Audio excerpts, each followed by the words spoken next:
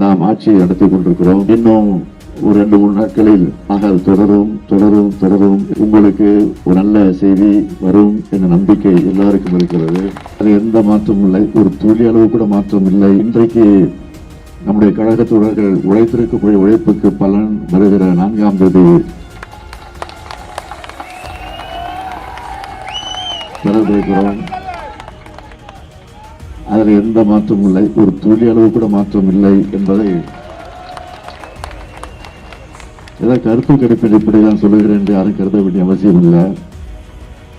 கழகத்துடைய உணர்வை உணர்ந்து கொண்டிருக்கக்கூடிய காரணத்தால் அந்த கருத்தை நான் எடுத்து வைத்திருக்கிறேன், தவிர வேறல்ல. இன்னும் ஒரு 2-3 நாட்களில் நம்முடைய தேர்தல் முடிவை எதிர்பார்த்து காத்துக் கொண்டிருக்கக்கூடிய உங்களுக்கு ஒரு நல்ல செய்தி வரும் என்ற நம்பிக்கை எல்லாருக்கும் இருக்கிறது. இந்த சூழ்நிலையில் நான் தெரிவித்துக் கொள்ள விரும்புவது, எல்லாருக்கும் எல்லாம் என்ற தத்துவத்தோடு தான், அந்த கொள்கையோடு தான் நாம் ஆட்சியை நடத்தி கொண்டிருக்கிறோம். ஆக அது தொடரும் தொடரும் தொடரும் என்ற உறுதியை எடுத்துச் சொல்லி,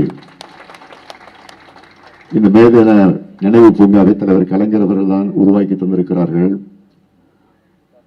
இந்த பூங்காவில் அமைக்கப்பட்டிருக்கக்கூடிய நினைவு சின்னத்தையும் தலைவர் கலைஞர் அவர்கள் தான் உருவாக்கி தந்தது மட்டுமல்ல, அது எப்படி அமைய வேண்டும் என்று பல முறை இந்த இடத்திற்கு நேரடியாக வந்து அதையெல்லாம் சரி செய்து அதை உருவாக்கி தந்திருக்கிறார்கள்.